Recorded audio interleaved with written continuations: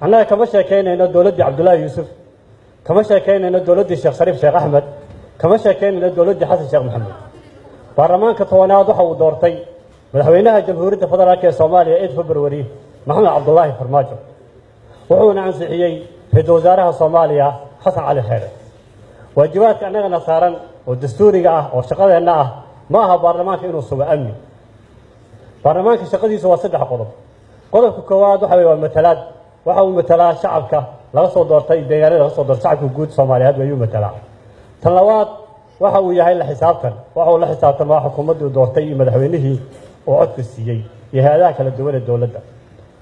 tan saddexaad waxaan nahay sharci dejin waxaan dejinaa shuruucda dalka waxaan u igmadnay amniga dalka hay'ada iyo dawladda hay'ada loogu talagalay hay'adaha jamhuuriyadda federaalka Soomaaliya ee kala duwan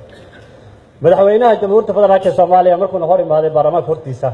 wuxuu ballan qaaday ballanqaad weyn ballanqaadkiisu waxa ugu horeeyay muddo 2 sano gudahooda inuu ku soo gabagabeynayo al-shabaab 2 sanana waxa ka haray waynu arkaynaa waxyaabihii ay qabteen dawladdii xasan sheekh maxamuud iyo dawladdii sheekh shariif in meeshan laga sheegto ama dhibaatooyinkii dhacay dib iyo dheef waxay lahaayeen daliil iyo wanaag waxay lahaayeen waa ay tageen cidda lala xisaabtamayo oo maanta aan hortaaganahay waa madaxweynaha jamhuuriyadda federaalka Soomaaliya iyo ra-iisul wasaare xasan cali xeere xukuumaddiisa waxay qabteen ajandaha ugu horeeya loo keenay waxay ahayd muddo 2 sano gudahooda in shabaab ku soo afjarayaan in la iska daa shabaab soo afjaree waxa ugu horeeya la keenay waxay ahayd xasilinta magaalada muqdisho waxaa la isku daray ciidamo tiro badan oo aad u tiro badan ciidamadaasi tirada badan waxa ay noqdeen wax dhintay iyo wax dhaawac ay wax la kala ceeriyay kadibna hay'adii nabad sugidii ee hay'adii u sareysay amniga qaranka ahayd ayaa la baabi'iyay ciidamada u tababarnaa alfa group iyo noocyada kala duwan ay u tababarnaa la dagaalanka al-shabaab waxa laga dhigay booliis iyagoo aan u tababarneen sida booliiska waxaan la soconaa booliisku inay u tababaran yihiin shuruucda iyo nidaamka dadka si looga dhaqmo iyo si looga hortago kala dambiyeedka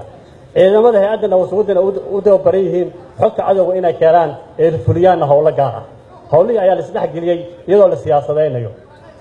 waa laga mashquulay in la dagaalamo shabaab maxaa lagu mashquulay waxaa lagu mashquulay in la targadayo siyaasiyiinta Soomaaliya waxaa la weeraray Cabdiraxmaan Cabdishakuur waxaa lagu diray ciidan qaranka Soomaaliya ayaa lagu laayay meesha ilaa hadda guddi ka hadlay cid baartayna ma laha dadkii la laayay cid lagu xisaabtamay ma jirto waxaa la weeraray Cabdi Qaybdiid senator Cabdi Qaybdiid gurigiisa ilaa ay haddana wax baaritaan lama hayo waliba xog rasmi ah waxaan ku haynaa madaxweynaha jamhuuriyadda federaalka Soomaaliya guddiga hore la diray xogta ay hayeen guddiga labada aqal ee baarlamaanka uu saaray markay u tageen inuu hor istaagay arrintaasoo foolxumo ku ah cadaaladda iyo ilaalinta xasaanadda iyo sharafta baarlamaanka jamhuuriyadda federaalka Soomaaliya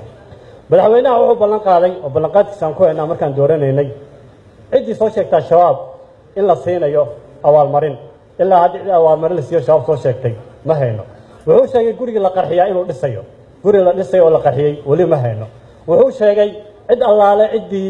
al-shabaab xog ka keentaa inay heli doonto magalyo dhab ah taasna waa la waayay wax ka fulay ma laha intaas markaan kaga gudbo magaalada muqdisho ee hadda aan ku sugannahay markii 2016 doorashada ka dhaceysay amniga doorashada aan ku aanay sida ahayd waa la ogaa wasaaradda amniga wasaaradda arrimaha gudaha oo waxay noo jirtaa baarlamaanka Soomaaliya u jirtaa wax ka yar 10 talaabo waxaa galay nabadiidka jamhuuriyadda federaalka Soomaaliya la dagaalamayay ayaa galay waxay ku galeen qaarkood oo aad aragteen in la adeegsanayo oo ceelgaabta loo adeegsaday oo madaxtooyada afafkeeda loo adeegsaday dareeskii ciidanka qalabka siday oo al-shabaab gacanta u galay oo ahaa dareeskii ugu dambeeyay ee hadda la bixiyay cid ugu xisaabtay ma laha hubka iyo rasaasta iyo logistikada iyo dareeska ciidanka waxaa laga iibiyaa al-shabaab cid ugu xisaabtamaana ma laha mas'uuliyaddaas ciqaadana waa la leeyahay madaxweynaha mar walba wuxuu xirtaa tuuto inta nooc tuuta uu ka yahay tuutooyinka laga xirto ciidamada kala duwan ee jamhuuriyadda federaalka Soomaaliya mar walba wuxuu tagaa wasaaradda gaashaandhigga mar walba wuxuu cilaamiyaa dagaal joogto ah wuuna ka soo laabtaa waxaa la qaadaa oo la cilaamiyaa in weeraro degdeg ah lagu qaaday al-shabaab gobolladana laga xoreynayo lama gaaro afgooye waa laga soo laabtaa hubka iyo rasaasta la qaadana tuulooyinka iyo degmooyinka ayaa loo soo banneeyaa waxaa loo hibeeyaa ciidamada al-shabaab taas oo ah in dowladdan aynan daacad ka ahayn inay la dagaalanto al-shabaab ay u gacan gelinayso hubkii rasaastii isaaladii ee lahaayeen ciidanka qalabka sida Soomaaliya si dadban ay u gacan gelinayso xeryahan ay u soo faarujinayso arrintaasi ilaa hadda lagama xisaabtamo baarlamaanka la eedeynayo markuu xisaabtan bilaabayna waxaa la leeyahay amniga ayuu gacanta ka saaraya 8 bilood baarlamaankan ma shaqaynin khilaaf dhexdiisa ayaa galay 6 bilood wuu maqnaa hadduu shaqo ku soo laabtay shaqada ugu horeysa ee hadda taagan amnigii qaranka waxaa loo adeegsadaa siyaasadeen waxaa lagu argagixiyaa saxaafadda madaxa bannaan ee Soomaaliya waxaa lagu weeraraa siyaasiyiinta waxaa lagu weeraraa xukuumadda dhexdeeda waxaa lagu weeraray wasiir ku-xigeenka arrimaha dibadda ee Jamhuuriyadda Federaalka Soomaaliya waxaa lagu weeraray wasaaradda arrimaha dibadda Soomaaliya waxaa xabad maalin ay ka dhaceysay wasaaradda arrimaha dibadda Soomaaliya waxaana fulinayay ciidamadii lasku daray ee nabadsugiddii iyo booliiska ahaa cid mas-uuliyadeedii loo xisaabeynay ma laha waxaa sumcadda laga dilay oo laga baabi'iyey sumcaddii ciidankii booliiskii ee loo yaqaanay ciidankii dhisnaa sanado badan ayaa la baabi'iyey oo sumcaddiisa laga dhigay ciidan geysta dilal gaar ah fuliya ciidankii ahaa ciidankii ilaalinayay sharciga mudane guddoomiye su-aalaha isweydiinta mudan waxa weeye ciidamadii lagu tababaray xerada imaaraadka ay tababarayeen 1,000 iyo dhowrka boqol ahaa ilaa ay hadda waa la weeraray 200 kun iyo xoogaaga ahaa waa la weeraray wax dhintay iyo wax cararay iyo wax hubkooda shaabka iibiya ayay noqdeen meel ku dambeeyeen ilaa ay hadda lama yaqaan qaarkood arrintaas waxay u baahan tahay baaritaan rasmi ah oo madax bannaan in lagu sameeyo mudane guddoomiye xaaladda dadka uu marayo xaalad aad u qalabsan buu marayaa madaxweynaha jamhuuriyadda federaalka ee Soomaaliya waa isku hayaha dalka maanta aan taagannahay waxaa baaqday shirkii amnigii qaranka dowlad goboleedyada waxay xiriirka u hakiyeen dowladda federaalka Soomaaliya shirkoodii Baydhabo waxay soo codsadeen waa looga baxay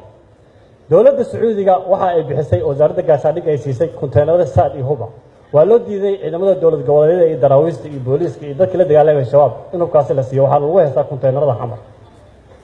waxaana loo hibeeyaa oo si hoose iyo si dadbanba suuqa loogu iibiyaa hubkaasi oo soo galay kuwii ugu dambeeyay ahaa lagu iibiyaa suuqyada magaalada Muqdisho mudane guddoomiye ma aha markaan hadlayno inaan dhiirigelinayno al-shabaab waxay u geysanayaan shacabka Soomaaliyeed waa la ogyahay shacabka Soomaaliyeed wax ka qarsoon ma laha dadka aan ka hadlayno waa dadka canshuurta shacabka ka qaadayaan waa dadka guryahooda la baadayo mudane guddoomiye magaalada Muqdisho hadda aan ku sugannahay xaafadda Hurwaa Dayliile Yaarshid dadka waxaa seexiya habeenkii oo amarada bixiya ciidamada al-shabaab waxaan ka sheekaynaynaa inaan ka hadalno waxyaabo waaweyn iyo gobollo kale aan ka hadalno mudane guddoomiye dalkii wuxuu taagan yahay kala tag shirkii amniga wuu baaqday shirkii loo yaqaan SDRF-ka ee looga hadli jiray New Deal-ka ee ka dhici jiray bilaha ra'iisul wasaare ku gudoomin jiray wuxuu ahaa 18 bishan inuu dhaca asagana wuu ka baaqday xadana ka dhici jiray shirkii loo yaqaan BSG1 ee hadda arrimaha political inclusive looga hadli jiray arrimaha gudaha iyo dastuurka ay ka wada shaqeyn jireen dowlad goboleedyada dowladda federaalka waddankaas meeshuu aad looga hadli jiray asagana wuu ka falmay waxa waajibaadkooda aan u hambaleynayaa waajibaadkooda rasmiga gutay aqalka sare oo assessment rasmi ah ku soo sameynaya in ay tagaan gobolada dalka mudane guddoomiye waajib dastuuri ah ayaa naga saaran xaaladda markuu dalkan galo xaaladda ugu adkeed ee baarlamaanka uu ku jiro maadaama uu yahay inaan gudano waajibaadka anaga dastuuriga maxaa fududeynaya shabaab in awood ku yeeshaan magaalada Muqdisho mudane guddoomiye shabaab waxaa fududeynaya dagaal la cilaamiyo oo aan la gelin cadowga marka loo cilaamiyo dagaal bari waan ku soo socdaa dhaxana laga soo laabanayo uu ku dhiiranayaa inuu dagaalka ku soo dhiirado mudane guddoomiye kumanaan qof oo Soomaaliya ayaa ku dhimatay magaalada Muqdisho falkaasi dadkii geystay al-shabaabka ahaa 14 October iyo naasa hablood ay ku baabeen shacabka Soomaaliyeed iyo mas'uuliyiinta Soomaaliyeed waxa hadda 14 October ka soo wareegtay ku dhawaad hal sano hal bil dhiba October 14 bil baa nooga hartay wax ka yar dadkaasi madaxweynaha jamhuuriyadda federaalka Soomaaliya maxkamadda ciidanka qalabka sida waxay ku xukuntay dil madaxweynaha jamhuuriyadda federaalka Soomaaliya dilkaasi wuxuu hor yaala hortiisa ilaa ay hadda madaxweynaha intuu imaaday hal dil oo al-shabaab muu la fulinin al-shabaab waxay u soo dalxiis tagaan inay xabsiyada Muqdisho ku nastaan halkay rabaan ay fuliyaan taas ayaa dhiirigelin u ah ma waxaa dhiirigelinaya al-shabaab xildhibaanada qaranka ee ka hadlaya xaaladda dalka mise waxaa dhiirigelinaya kii falki geystay ee boqolaalka Soomaaliga ah dilay laakiin uu saxiix diiday yaa al-shabaab oo sharciga dastuurka jamhuuriyadda federaalka Soomaaliya ka doortay sharci kale yaa al-shabaab dhiirigelinaya su'aalaha muhiimka in la isweydiiyo u baahan waa su'aashaas mudane guddoomiye xaaladda hadda uu dalka marayo waa xaalad ugu xumeed ee taariikhda waddanka soo marta hay-adda nisa ma qeexna waxa ay tahay ma ciidan nabad sugida intelligence caadi ah waa ma military waa maxay tahay dadka loo dhiibay ehel buu yihiin taliyayaasha la magacaabay ee loo magacaabay booliiska iyo nabad sugidda iyo militariga waxyaabaha dhiirigelinaya al-shabaab waxaa kow ka ah siduu sheegay cabdalla taliyihii hore ee 8 sane taliya ku-xigeenka ka ahaa hay-adda nabad sugidda in si dadban iyo si toos ah ay u wada shaqeeyaan hay-adda nabad sugidda qaranka iyo al-shabaab taasna asaga ayaa qoraal ku caddeeyey asaga ayaa nooga hoggaansan markuu arrimahaas caddeeyeyna xabsi ayaa loo taxaabay xafiiskiisana waa la jabsaday darajooyinkii uu lahaana waa laga qaaday ilaa haddana muwaadinkaasi la dulmiyey meeluu ku dambeeyo iyo xuquuqdiisa meeluu ka gaaray lama hayo mudana guddoomiye taliyaasha waxaa lagu magacaabaa nin toos saaxiibo dhow yaa dadili kara yaan adeegsadaa laguma doorto karti iyo aqoon iyo aragti ciidan laguma doorto